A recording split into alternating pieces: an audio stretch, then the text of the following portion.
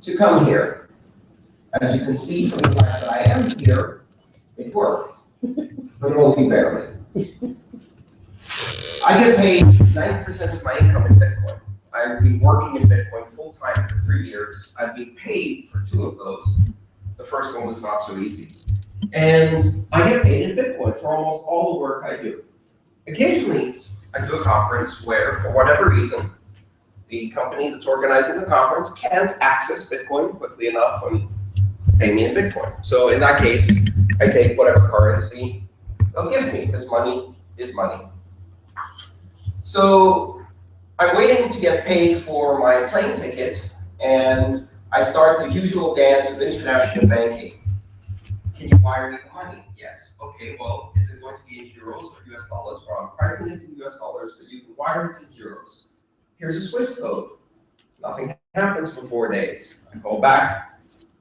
Anything going on? Oh, the company was closed for the weekend. Didn't hear back for a few days.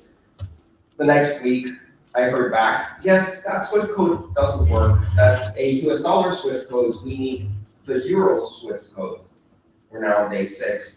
I tried to go to my bank to get the euro SWIFT code. My bank is closed because it's 6 p.m. on a Wednesday, and after all, this is only 2015. It's difficult to leave the computers on at night because they scare the cleaners. So I get the SWIFT code for euros the next morning, and then I call my German contacts to give them the code. But at that time, the German bank was closed because it was after 6 p.m. So then eventually the wire came through 3 days later. And then my bank put a hold on the funds for 5 business days. They froze the funds for 5 business days. Because after all, who knows what the credit rating of the Deutsche Bundesbank is? Probably not very good. They might bounce a check. So my funds go on hold for 5 days, 5 business days. Now, I don't know about you, but I do business 7 days a week, 365 days a year, but my bank only does business 5 days a week. So when they say 5 business days, that actually means 7 in my days. So 7 days later, I get all of the funds except for $80 that they have still not unfrozen. It's still frozen, $80. I don't know why. It's mysterious. Releasing thousands of dollars, but holding on to that last 80, which will clearly protect them against some unscrupulous chargeback. So this is my experience being paid over borders. I thought that might be just the end of my talk. I could just come in and say, and that's why Bitcoin. Because this is the experience of a Western person with financial credit and good liquidity in a very well capitalized bank with full international facilities, being paid by another Western nation, fully capitalized large corporation, and this should have taken 3 seconds, and it took 16 days. And then there's the rest of the world. Then there's the other 5 billion who don't even have that. So, as my taxi driver said, why did you build the motorway if you're not going to go fast? Why not just use donkeys? So my question to the banks is, we built the internet for you. How about you use it? And this is the underlying essence of Bitcoin here. Bitcoin is money for the internet. Bitcoin is money of the internet. It is money that is secure, instantaneous, and easy. It makes sense, especially for my generation. When I get paid in Bitcoin, it takes a few seconds from anywhere in the world. The money's mine. There's no chargebacks. There's no credit issues. There's no converting this to that to just get paid. Now, if that was only the story, I think you've probably heard this story many times before. Bitcoin is great money for the internet. It's great money for the internet because it's fast, secure, cheap. But that's not what Bitcoin is. What's really exciting to me about Bitcoin is the underlying technology, and specifically what allows Bitcoin to be great money for the internet. And what allows Bitcoin to be great money for the internet is a technology that allows us to do decentralized trust at large scale. And that technology is one that will change the world. And let me explain why. Modern institutions are artifacts of scalability problems. What do I mean by that? You have organizations designed as pyramids or hierarchies because of communication scaling problems. In ancient Greece, we voted directly. That's easy if you can get all of the landed citizens in a single agora and say, hey, guys, what do you think you, your slaves, and your wives should be doing next year? Yeah, not everyone was a citizen, but anyway, a nice direct democracy system. Unfortunately, that only scales to approximately one-day horse ride distance. Once you go beyond one-day horse ride distance, communication starts breaking down. And so that puts inherent physical geographic limits on the extent of power that such an organization can have. And when the empires of those days were built out, they either had to take their organizational power with them, as Alexander did. So you put the king on a horse, and you take them to where they need to move the government. And they have to take the empire with them, or they start building replicas of that empire. Little hierarchies, little pyramids, all of which operate on a one-day horse ride scale around them.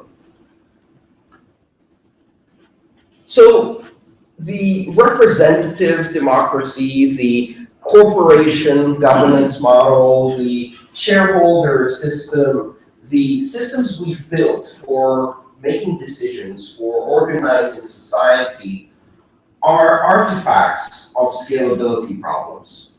Because if you could communicate instantly everywhere, if you could extend power instantly everywhere, it becomes unnecessary to create these layers. These artifacts have a cyclical effect. When you build a hierarchy, that hierarchy in itself creates further scalability issues that are solved by other hierarchies. I like to think of it as simple physics, the physics of society.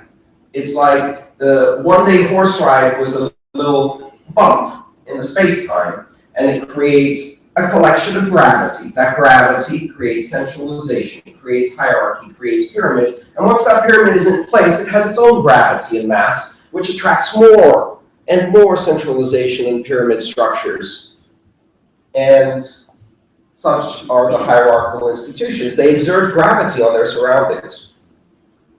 And what they do then is they actually accentuate the underlying geography. So where you had the one horse ride distance phenomenon, now that one horse ride distance is not just the place where you sleep overnight when you're going by horse, it's also the border between your jurisdiction and the next jurisdiction. And that border then starts getting harder and harder. It acquires weight because it represents more than just location, it represents extent of political power. I love seeing these features in geography. If you drive in the United States, you notice something very interesting. As you approach what was in the 17th century one horseback ride distance, at some point suddenly the road changes. On this side of the line, it's gray concrete. On that side of the line, it's beautiful asphalt. And it's always at exactly the same distance. And the reason is because you have reached the end of one state and you're entering another state. And the lines of the states correspond to those scale metrics of distance, of the ability to extend power. And then something interesting happens. As you move to the west of the country, you can watch a century of industrialization accelerate the scale of communication. And where in the east you have tiny little states close together, as you go west, they start getting bigger and bigger and bigger. Because now it's not one horse ride, it's a stagecoach, or it's a railroad distance. So now you can extend power as fast as a day's train ride, and now you have a much bigger state.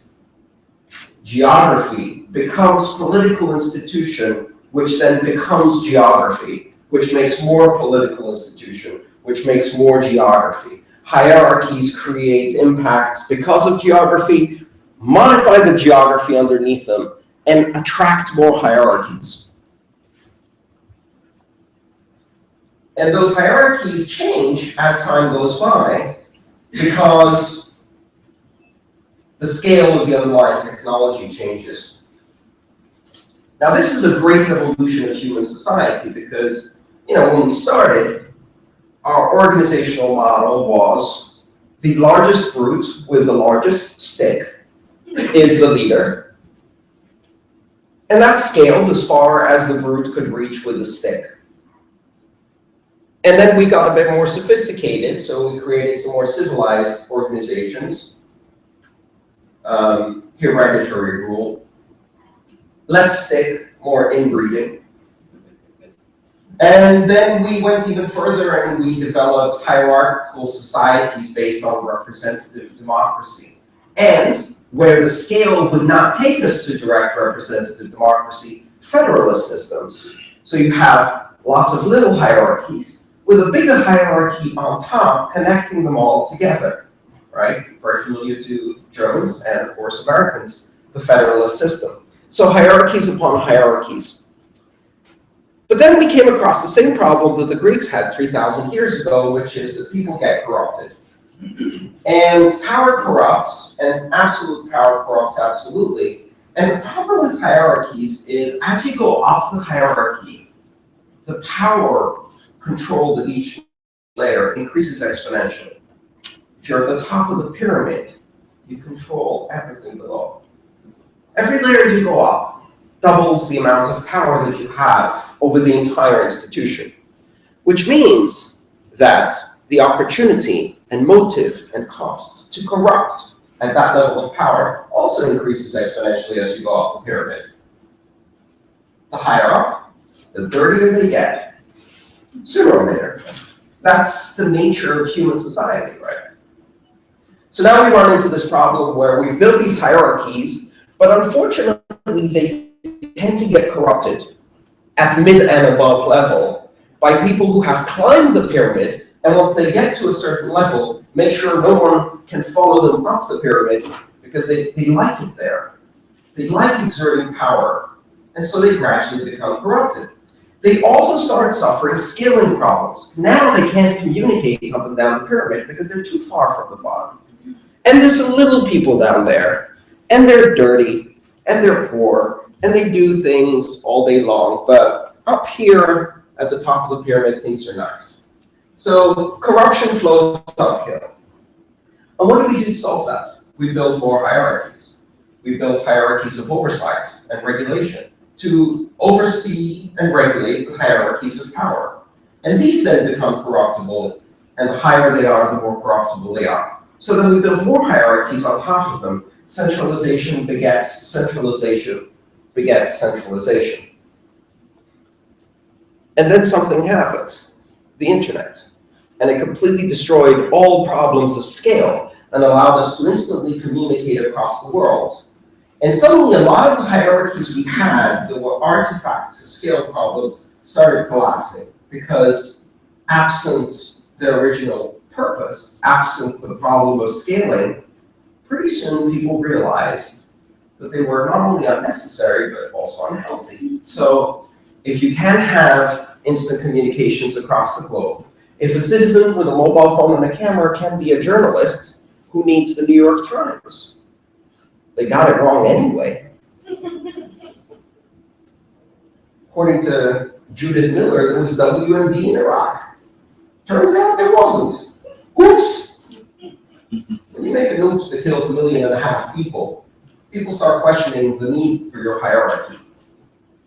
The internet has now enabled us to flatten scale, to extend power, to extend communication in such a way that we can now organize around flat participatory networks. Flat participatory networks in communication, where the participants hold the power, and they massively decentralize that power by spreading it out.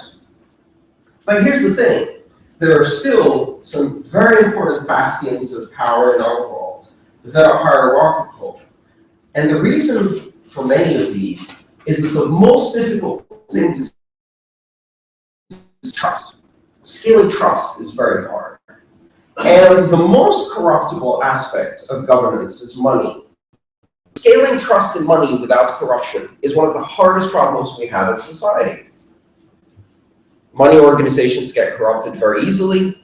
We need hierarchies to protect against that. We use regulators to oversee them.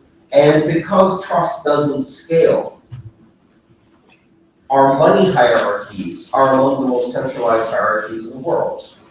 Banks, central banks, intermediaries, clearing houses, settlement houses, all of these organizations acting as third parties and fourth parties and fifth parties and intermediaries and counterparties exist to solve the problem that trust doesn't scale. As of 2009, trust scales. Satoshi Nakamoto designed a protocol that allows us to take trust and scale it on a global basis in an open participatory network. This has never happened before. That's why, in my mind, this Bitcoin technology is fascinating, because it introduces the same effect that the internet had on communication, it introduces to trust. It erases the advantage of hierarchy by allowing you to scale trust globally, instantaneously.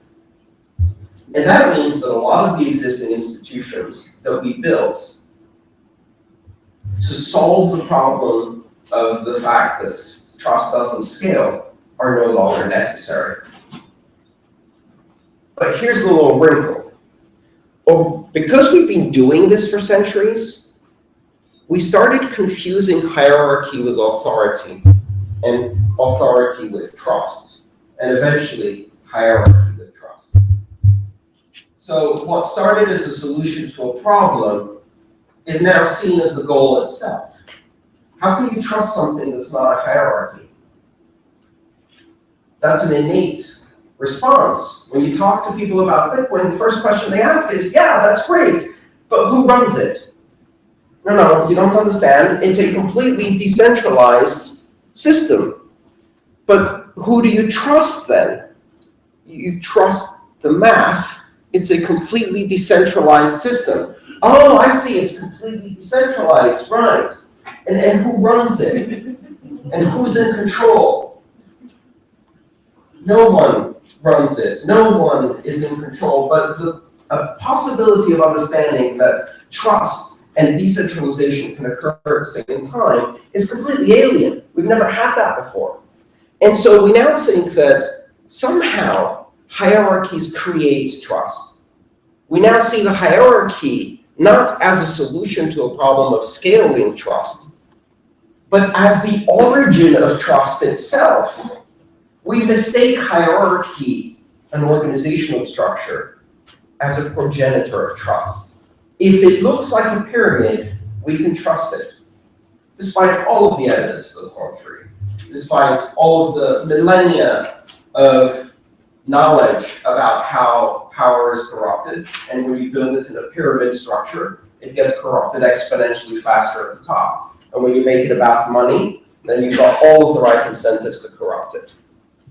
Bitcoin is exciting because it allows us to take a fundamental aspect of societal interaction, which is trust, and diffuse it among thousands, tens of thousands, perhaps millions of participants in such a way that none of them can cheat. Not because they don't want to, but because they don't have the power to cheat. because their power is diffused across the entire network.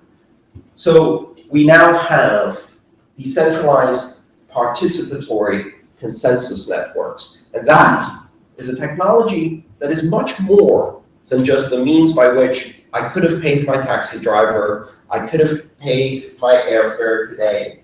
That is a technology that changes the fundamental organizational structures of society. And now that we understand how to do it, any 15-year-olds with a basic grasp of math and a programming language will rebuild this structure again and again and again to solve every problem where they see a pyramid and they decide it's better if it's flat. Thank you. Thank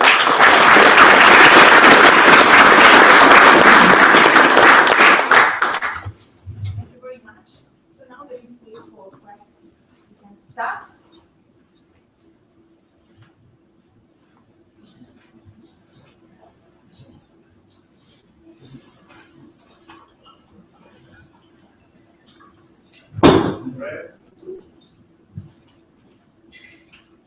Great speech. Thank you, Secretary. I've got one challenge to what you're saying. I understand all this talk about the trust network. What the internet has shown is, in the end, the economics of a network society or network economy leads to massive power centers. So now you've got 3 or 4 companies in the world that control the internet. So why would that not happen in the Bitcoin world? And how would you control for the power that's accruing to these new players that are more powerful than the old ones? I would argue that, in fact, even though it appears that the internet has led to massive centralization and control, and certainly there is a lot of centralized power, that power is counterbalanced by decentralized power that people have. They didn't before.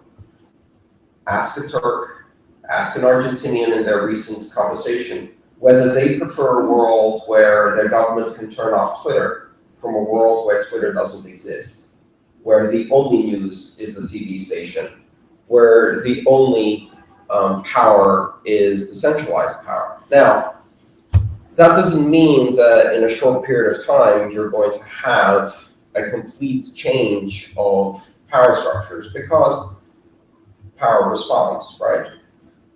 What I think is important to realize is that even though the internet is heavily controlled, it can still spawn things that are unexpected.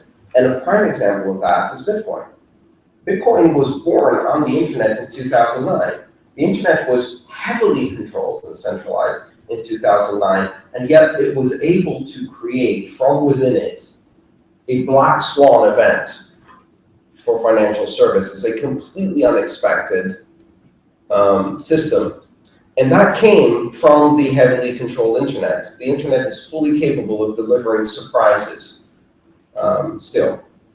And I think, in fact, one of the interesting things about Bitcoin is that because it solves the problem of trust at scale, it changes a lot the internet itself by giving the internet new ways to organize infrastructure funding, and will counterbalance the centralization powers. Okay, I may have expressed myself wrongly what I'm saying. I understand the argument on Twitter challenging central power, political power.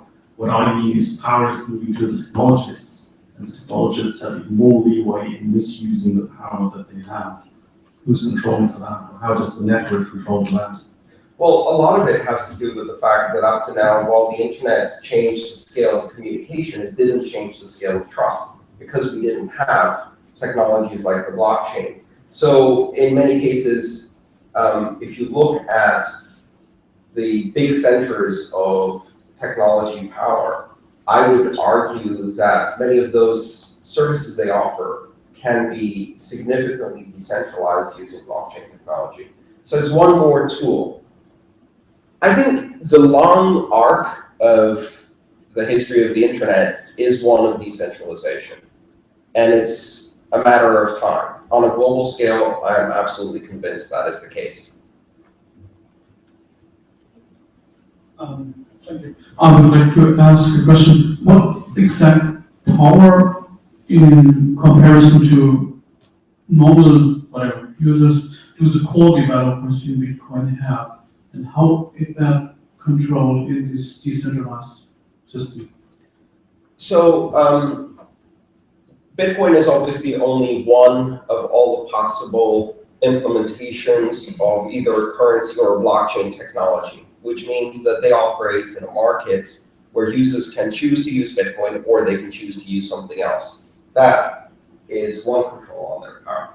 Second control on the power is that Bitcoin being an open source project, the development of Bitcoin happens in an open community and open discussion. And even the most powerful of core developers doesn't get to do whatever they want. They have to achieve consensus within the community of developers to make a change. If they make a change to the software and they introduce that change, they create a new version of the software. No one has to run that. And in fact, there is a strong debate that the second level of control comes from the fact that in order for that change to become the new Bitcoin network, first, miners have to run it, and then users, web wallets, merchant processing centers, and all of the other companies in the ecosystem have to run it. And if they don't, it won't happen. So arguably, you could say the Internet Engineering Task Force can make a new version of the Internet Protocol, IPv6, and can say, hey, everybody, this is the new version, run it. And then the Internet goes, we'll wait 25 years. Because that's exactly what happened, right? They said, hey, here it is, run it. And the Internet said, nah, IPv4 works fine for now. In fact, we've put it in so many places that we're not going to really upgrade. What we're seeing in the Bitcoin protocol, in fact, is gradually the distance between what the software developers are releasing and what the network is running is increasing over time. So the network is resistant to change.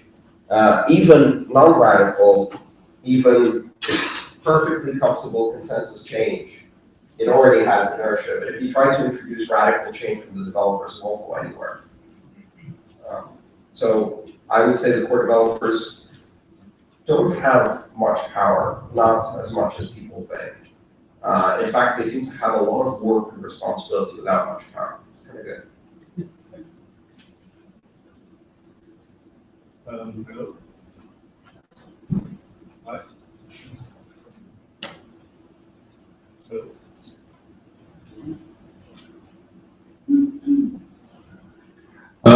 Hi. Yeah, no, it works. I got a question because you mentioned that the Bitcoin system is about democracy and this is a decentralized network, but there are a lot of Bitcoin farmers, Bitcoin pools, and last year there was a huge sale order, and no one knows who's behind it. So isn't the design of the Bitcoin system corrupted? No, because what you're talking about is the secondary market for the currency, not the operation of the Bitcoin network itself. If you're talking about a sell order in the exchange market, in fact, what's interesting is that Bitcoin's most centralized feature are the exchanges. So where Bitcoin touches fiat currencies or national currencies, at the exchange between Bitcoin and fiat, that's where the Bitcoin systems resemble traditional banking networks with all of the problems. Custodial accounts that get hacked, or where the custodian runs away with the money, whales, HFT, algo dark pools, and all of the market problems occur because those aspects of the system are not running, in fact, on the Bitcoin blockchain. They're running in private databases that have all of the centralized characteristics of traditional banking. Thanks. Thank you. I'm Sunbayal. I am a student at the University of Leipzig, computer science and research cryptocurrencies.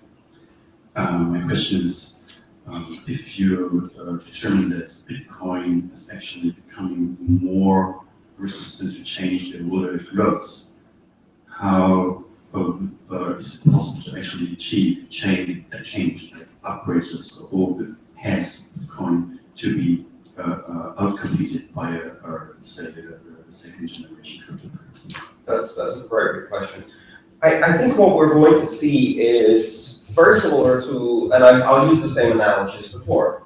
The internet today is largely the exact same internet that it was in the early 90s. So it's still running IPv4.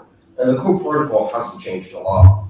What happened is that as the innovation in packet switching and transport protocols came to a conclusion with TCP/IP, IPv4 essentially winning by default, that protocol started getting ossified. It started getting harder and harder to modify because it started getting embedded in hardware devices and many systems that would be too costly to upgrade. And what that did is it pushed the innovation to other protocol layers on top. So you then have the development of HTTP as an overlay, and on top of HTTP, you have various other streaming protocols that were able in the long run to accommodate synchronous voice, high speed and high def video technologies that in the early days were not considered feasible. Right? The early internet couldn't do voice, couldn't do video. Not much upgrading happens in the core protocols to do those things. Most of that innovation came in protocol layers above. What I believe will happen with Bitcoin is that the core fungible transactional protocol at the bottom is gradually going to gel and stay as it is. Probably in the next few years, it's going to become very stable, and the changes are going to become more and more conservative. And already what we're seeing is a lot of the innovation is moving to layers above.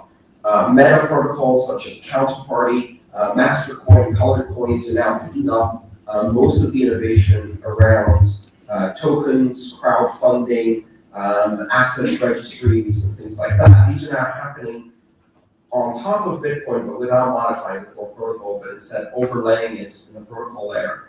And with solutions like sidechains, what we're going to see is, in my opinion, other chains implementing different features being pegged using Bitcoin as a core reserve currency for other features. So essentially, Bitcoin solidifies, becomes a foundational value basis and transactional network for other digital currencies, and the innovation moves up and sideways to other protocols that use it underneath.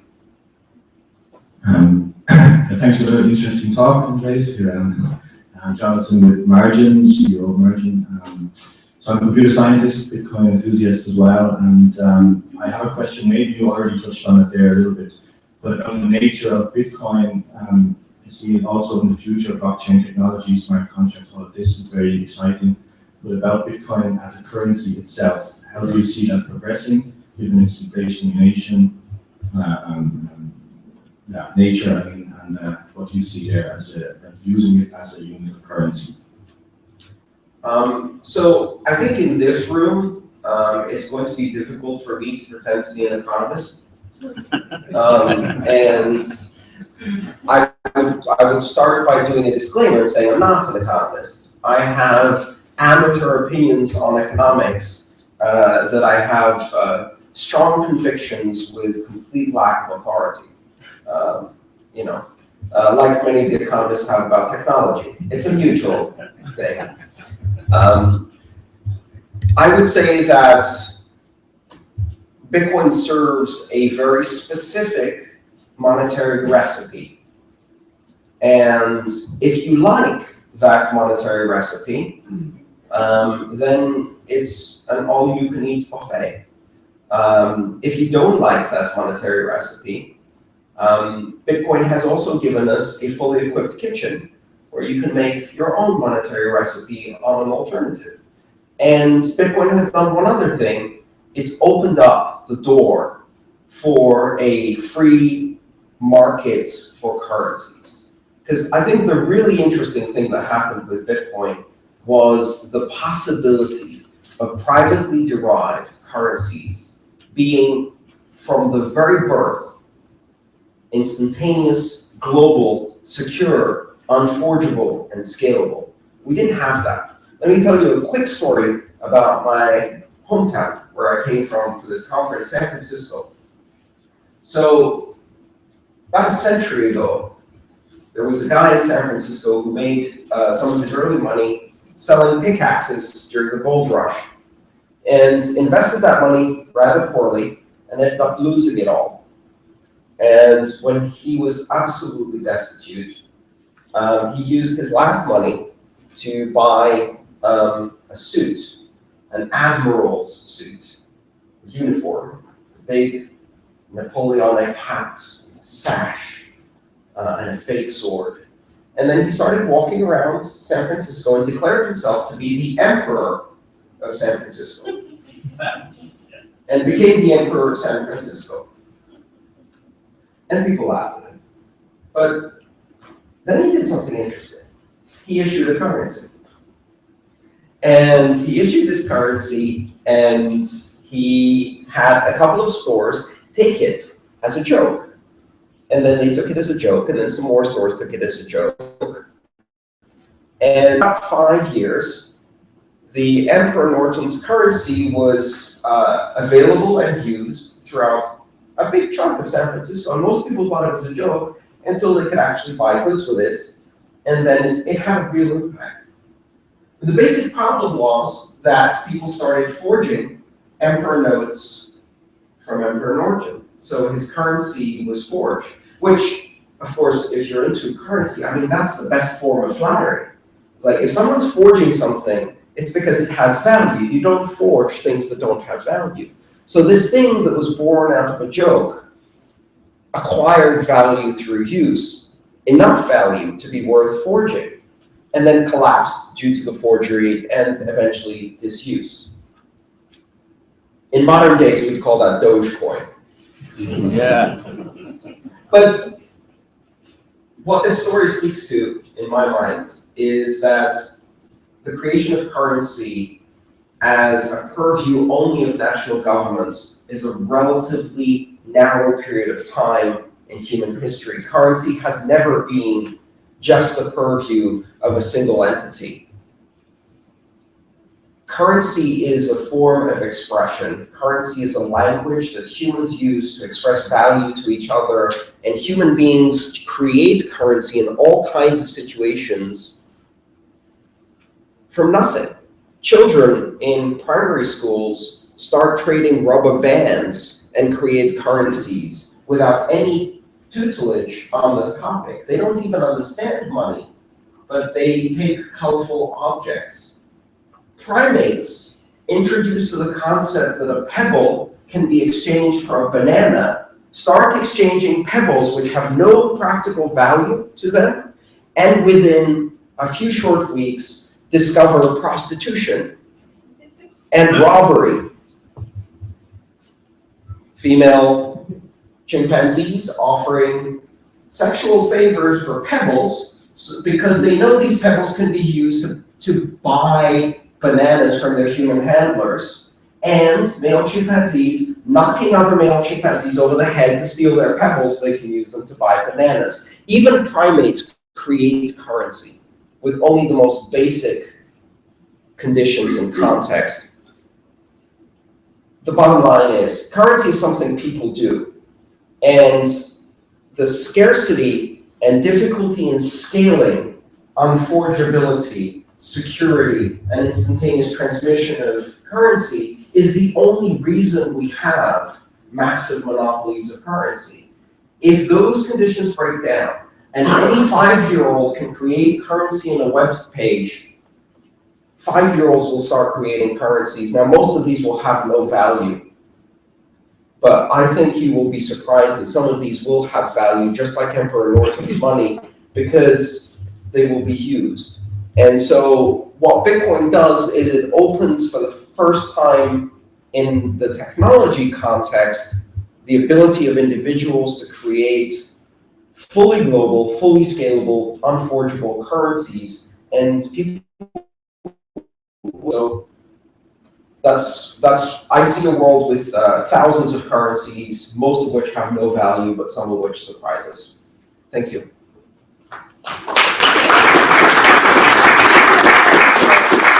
Questions? I'm going to take this one.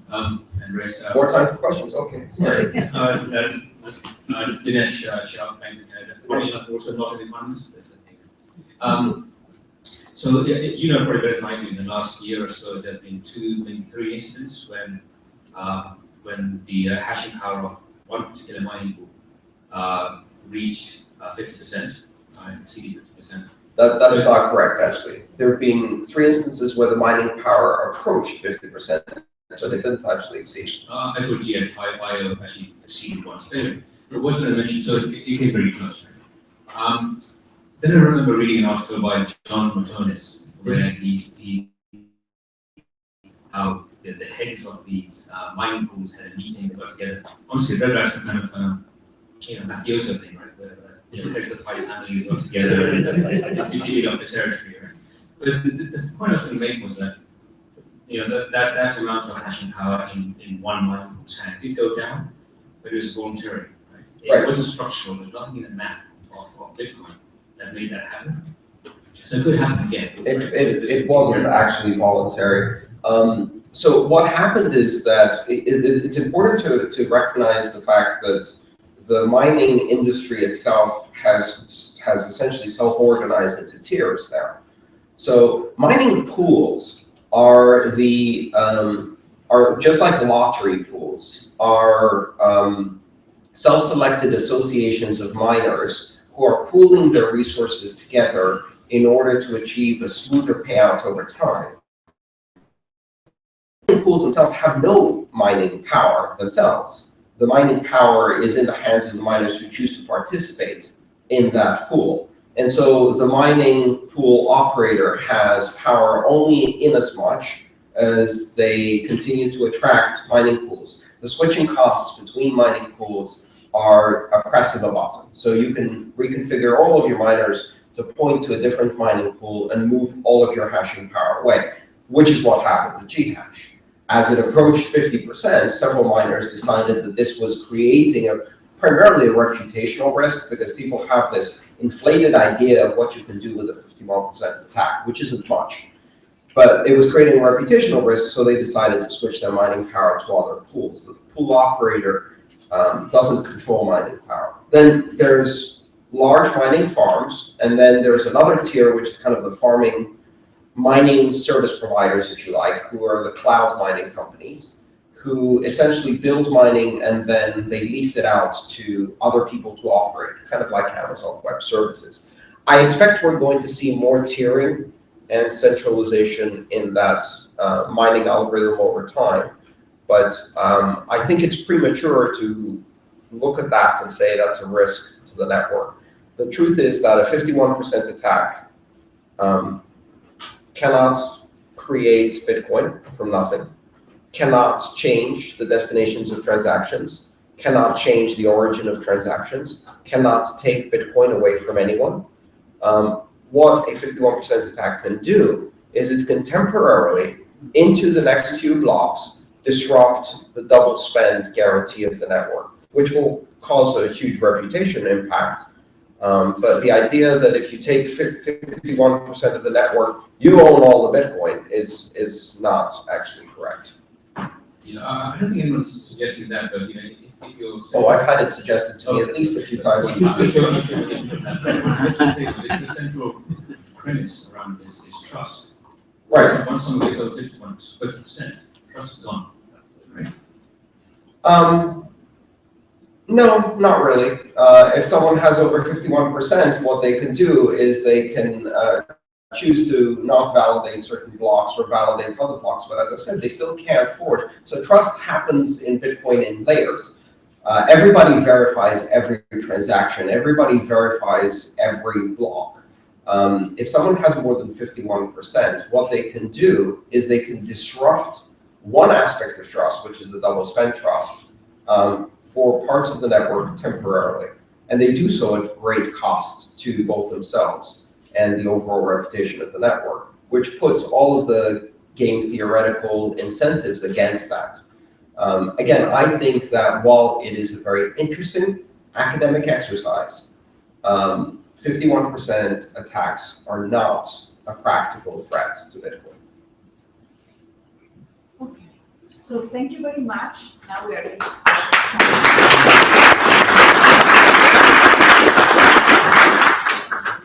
Thank you for the talk, and now we are moving to the next presenter, Christian Decker, please.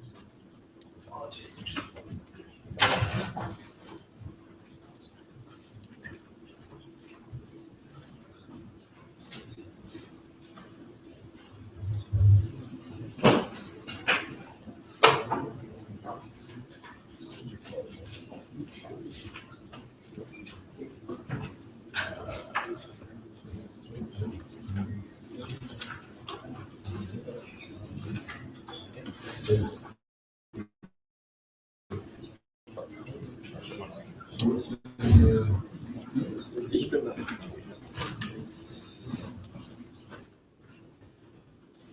Okay, so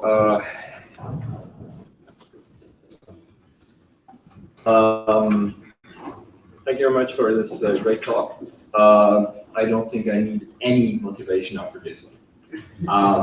My name is Christian Decker. I'm a PhD student at UTH Zurich in the distributed computing group. I'm a CS guy. And I first learned about Bitcoin in 2009, about 2 weeks after the paper was, the original claim was published. So I'm what you call an early adopter, and well, I got interested in technical details about Bitcoin, and this still prevails today. Initially, it was my hobby, and well, now I made my hobby my work. So if you have any good hobbies to suggest, I'm looking for one. So yes, I'll be talking about Bitcoin's technical challenges, which is a bit broad title. I will specifically talk about the research I've been doing the last few years, and how and on the networking aspect of Bitcoin. So before starting with the challenges, let's start with some Bitcoin basics. I know we have a very tech-savvy crowd here, but I'll just give a quick overview over the protocol so that we are all on the same page. So what is basically our goal? We want to create a bank, more or less. And this bank, basically what it does is it tracks balances of users. Since balances alone are useless and transactions, and the bank receiving these transactions will process transactions and will update the balances of the users. So these transactions, how do they look like? Assume we want to spend 0.1 Bitcoins to an account B, then we create a transaction which has what we call an output of 0.1 sending to B. Now the question is, where do we get this money from? Well, we get it from account A, which we own, and by basically saying, look, I'm the owner of account B, here's a signature, I authorize this transfer of money from A to B. But, well, there's a bit much on there for me to send everything to B, to B. So I'll just send some back to myself. And if you notice, so on the right side we have outputs, on the left side we have inputs. And if you notice, this really looks like, well, a cashier's check. So we say from where do we want to transfer money. I provide a signature which says, I do own this, I am the owner of this account, and I do authorize this transfer. And then we say where to send it to. So you might have noticed that my math doesn't add up. We have more money coming in on the left side and something less on going out on the right side. This is what we call a transaction fee. This is not what you'd usually have in a cashier's check, but okay. So Now, the last question is, where did we get this money from in the first place? Well, we got it from another transaction that sent it to us. So all the transaction does is claim some outputs by creating a transaction and create new outputs. Okay, so now that we know what a transaction is, let's build Bitcoin. We would like to run this bank in a decentralized manner, and we have a network of computers that can communicate among themselves. So now if a transaction enters the network, nodes will start receiving this transaction, and they will start processing it locally. So the node on the lower left will receive the green transaction and apply it to its local copy of the ledger. And once it has applied this to its local copy of the ledger, it will forward it to everybody else. And as you can see, eventually everybody will have this transaction.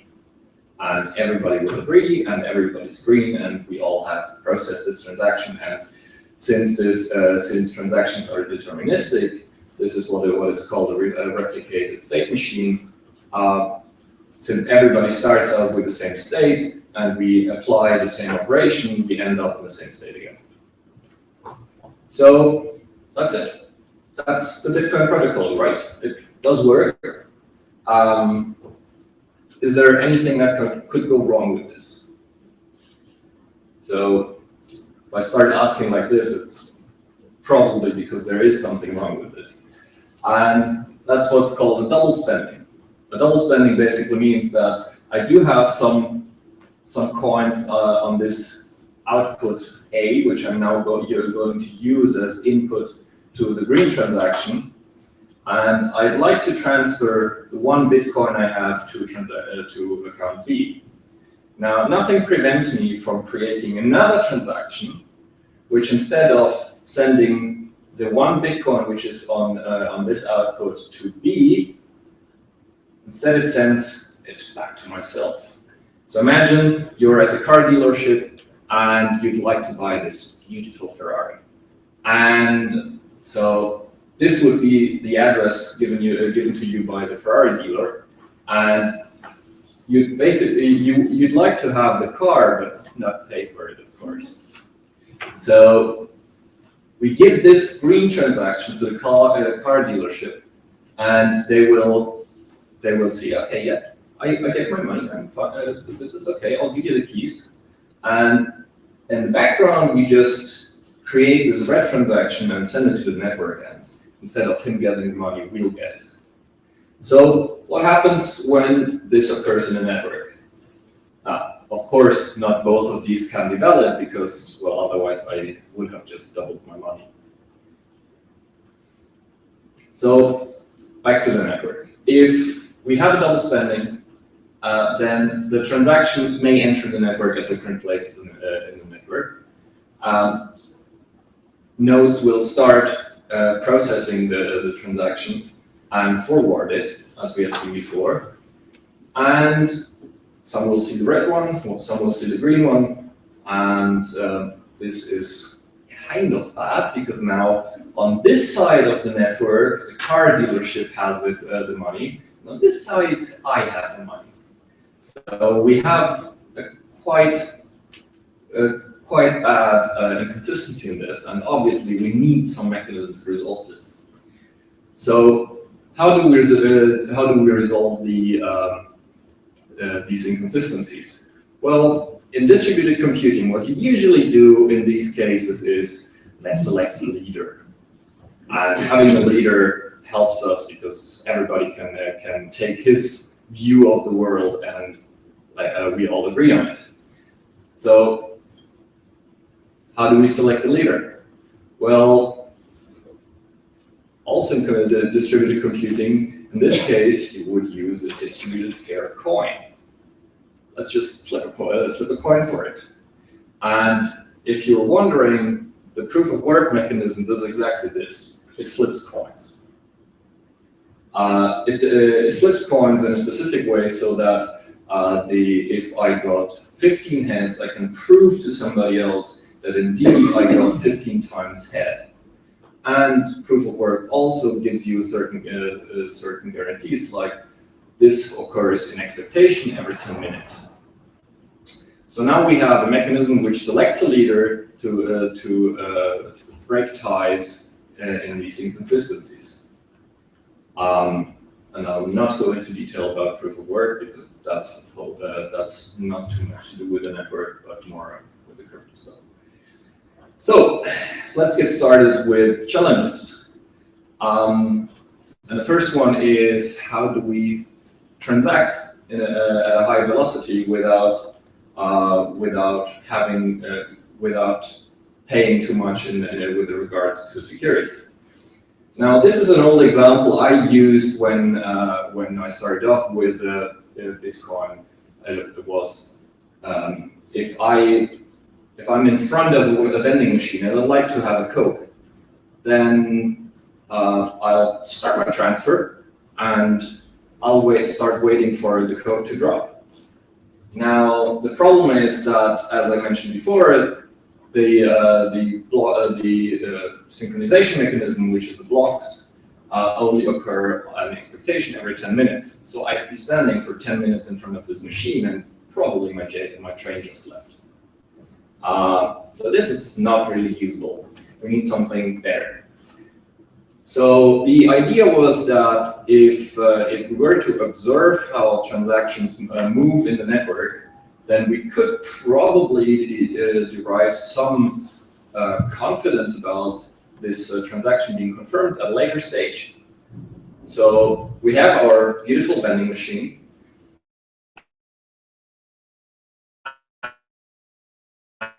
I insert it into the network, and the vending machine starts tracking how this transaction is moving in the network. And as it moves through the network, the vending machine will start collecting information. It will start collecting sightings of the transaction in the network. And eventually it will have enough confidence in this transaction, and it did not see any kind of double spend, that eventually this transaction will be confirmed. And I can release my code immediately. Now, this already works after 5 seconds. We implemented this. We had a vending machine in Zurich, which basically did exactly this, and the transfer would actually be faster than me picking coins out of my pocket. All you did was walk up to the vending machine and just scan a QR code, and you're done. Okay, so how secure is it? Well, quite. Depending on how many nodes in the network you sample, the more secure you get. So if we were to look at just one node in the network, then we have a 50% chance of missing an eventual double spend.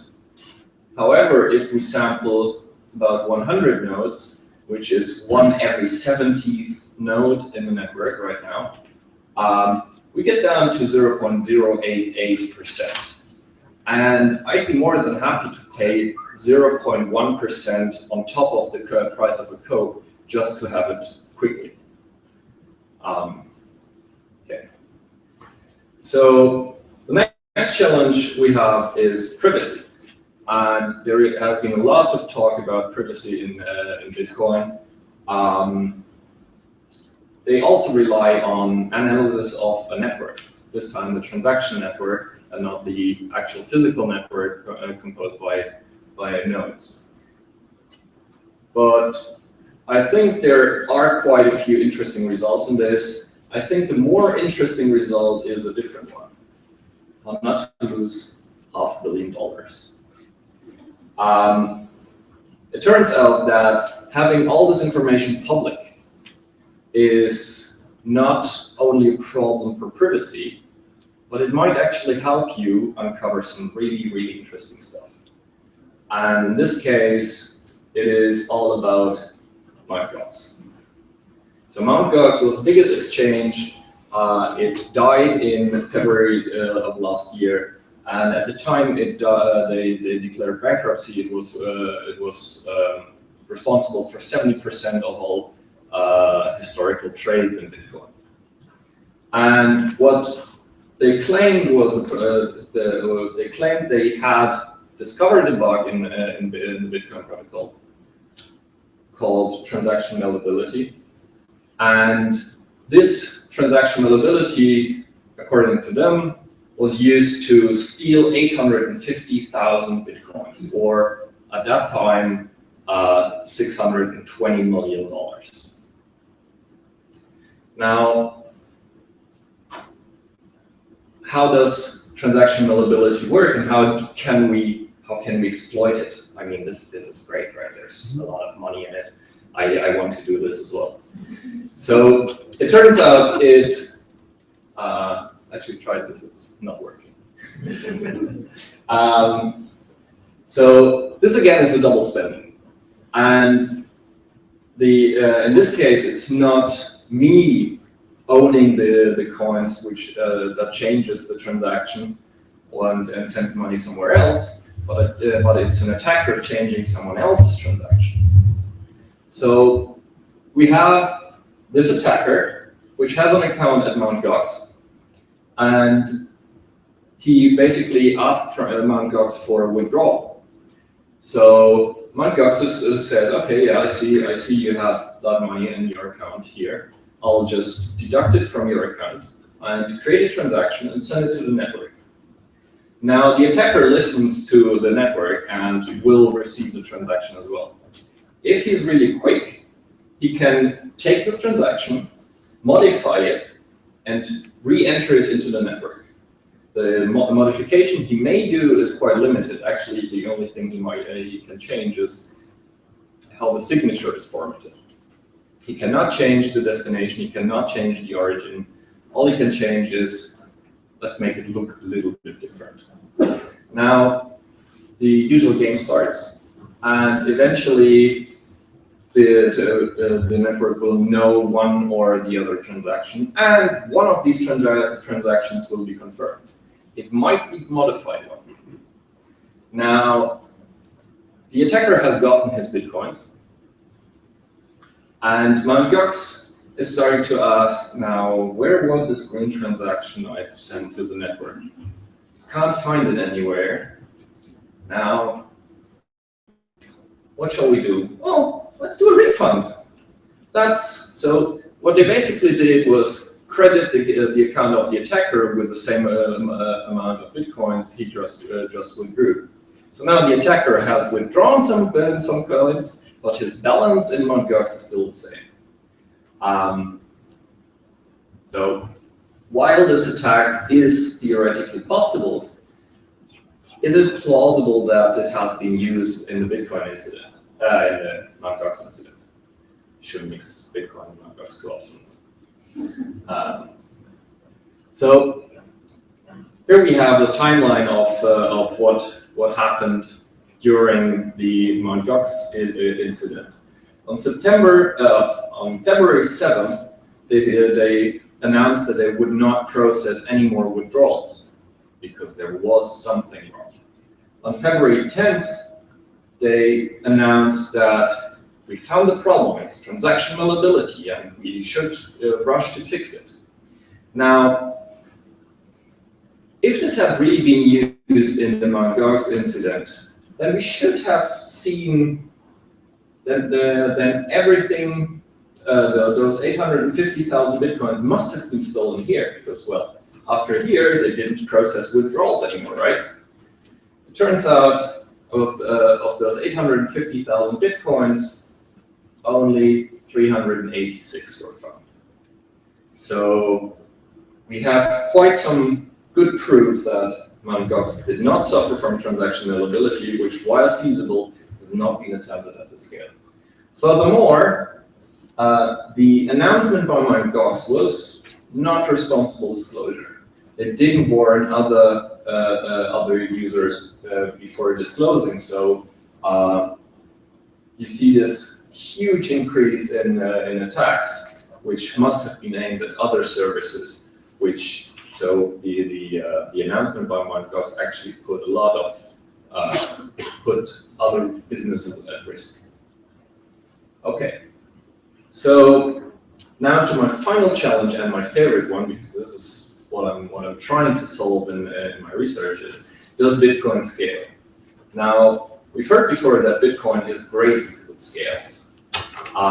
That was mostly because it scales to geographically. There is absolutely no difference between me sending money to someone in this room or me sending money to someone in Brazil, for example. However, it does not scale when it comes to number of transactions.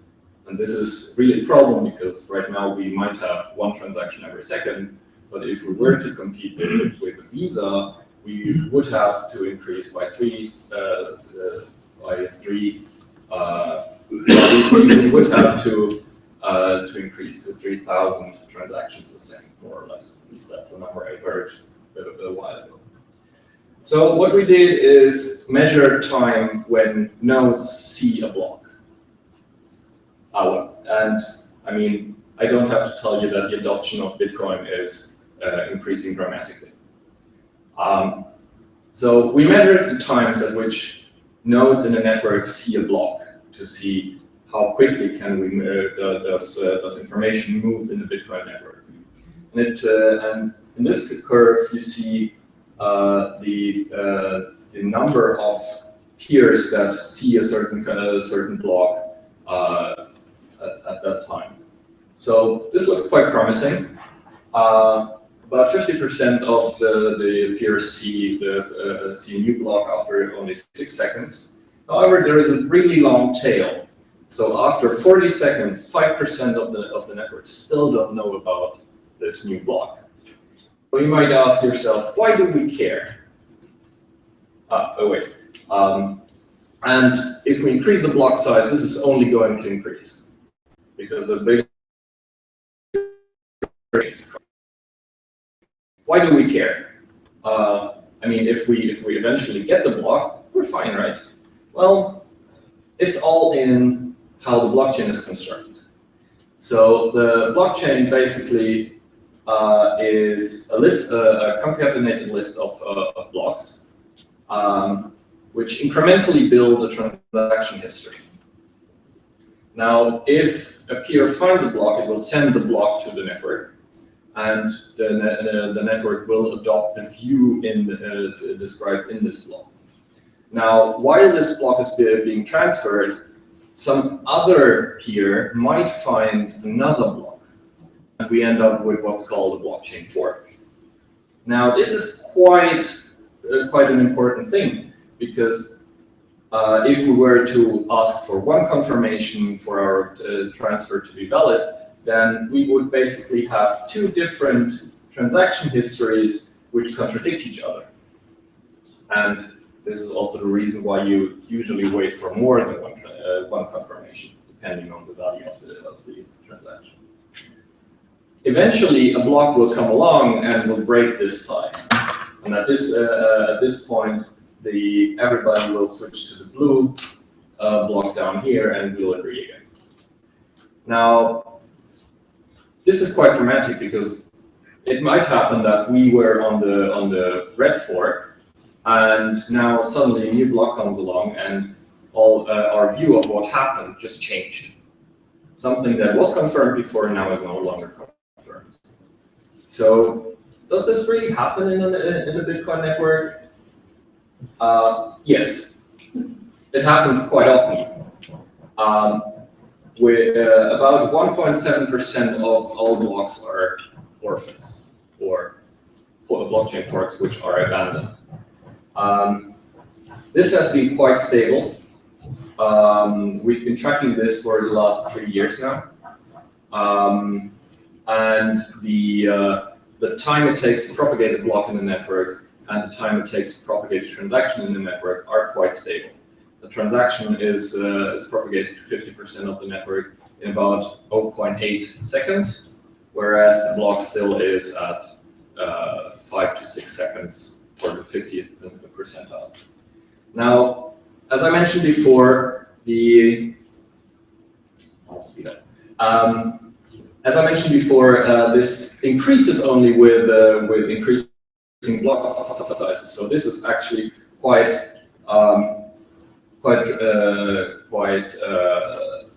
it makes you think when Gavin and Reason, for example, proposes to lift the 1 megabyte block size limit and increase it to 16 megabytes. And we've actually shown that with 13 megabytes on average, we don't have a blockchain anymore. We get a tree which just grows and grows and grows, and we don't agree on anything anymore. So is there a way to fix this? There have been a few proposals. One of the most notable ones by Aviv Zohar called Ghost, which basically says we don't. Currently, we waste this energy we spend on forks. How about we reuse it? We just create a new block which not only references the previous block but also references all the previous forks. So the transactions which were in forks are now also confirmed if they don't contradict the main chain. We, on the other hand, had a little bit of a different idea, and this is a paper we published 3 weeks ago. It is currently under peer review, so we hope that this will soon enter the official literature. So the idea is that if all we want to do is ordering transactions, this is not a new problem. Ordering transactions has been studied for 45 years in computer science, and great names like Lampert or Fisher-Lynch have produced some really, really great results. All of these results, though, which are generally called Byzantine agreement or consensus, rely on these nodes having identities. So let's give them some identities. It's not that hard. I mean, we can do this by basically having everybody who finds a block gets a new identity. So once we have these identities, we can actually start running an agreement protocol.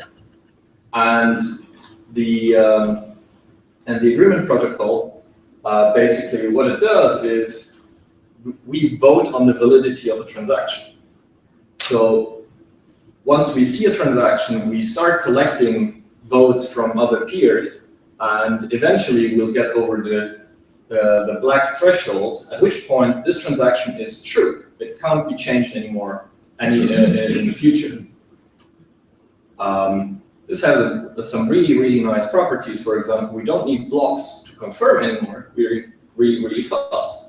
Also, we don't have Bitcoin information in the blockchain anymore, so we can reuse the blockchain for any number of cryptocurrencies and Bitcoin 2.0 projects.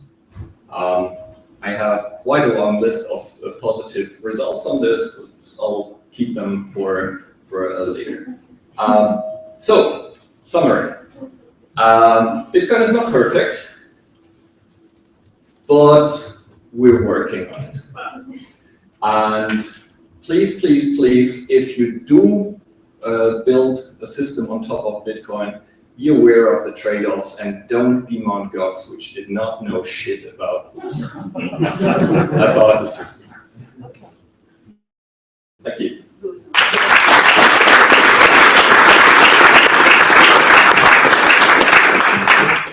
We have time for one or two questions. Yes, please.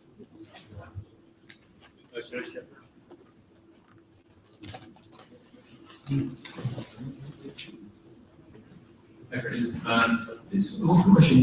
The last proposal you made to fix the staying problem, it looks a lot like Ripple. Is it similar to Ripple, the voting mechanism? It is similar, although in Ripple you have a different way of trusting people. You actually have to define a list of nodes which you trust. In this case, we use proof of work to distribute voting power fairly over the network, and there is a lot less trust involved in all of this. Yeah. But yes, you're right. It uses PBFT in the end, which is practical Byzantine fault tolerance, and it's a really, really old algorithm. We just needed a way to apply it. What are these nodes involved in? In the system? One minute, 1 minute. What do they work for, you mean? Vote for. Vote on, basically what they vote for is the order in which transactions should be added to the ledger. And since we all start off with the same state, if we apply transactions in the same order, we end up in the same state again. The last question. Yes, I have two small questions. First, the implementation of Ghost would require a fork, right? Yes. And the second one, do you think that if you would introduce 20 megabyte blocks, that probably just pruning would be sufficient? If you do then have just headers or block headers transmitted first, and would have kind of like a lightweight client and have a full blockchain client kind of lagging behind, let's say about 20 minutes, but you would only get the header first. And so probably reduce orphan blocks, and orphan blocks, the end would still go back into the memory pool, yeah, and be picked up easier. So you could probably, do you think it would work? Question. So yes, the sending only block headers and not the transaction as well with the block is definitely a good idea. It doesn't really solve the problem because you still have to know what transactions are in the block to build on top of it. Block headers is a good way to have a quick synchronization initially, but not so good if you're mining, for example. So if you receive a block header, do you build on it or don't? Because, well, you can't validate the validity of a block without having all the content. But I think the majority of all nodes would be non-miners probably. I'm not sure about it, but they would probably pick up the headers first, and the full block would probably get transmitted from these 80% to these 20% miners. And don't you think that would be still enough so you could operate on 20 megabyte blocks instead of a hard fork and implementing Ghost? Well, if your ideal is to have everybody mining and having the system as decentralized as possible, then no. If, on the other hand, you have some lightweight clients which are just interested in catching up with the rest of the network, then yes. Okay. So thank you very much. It's now the time for the break, and we are restarting at 10 to 11. Thank you very much.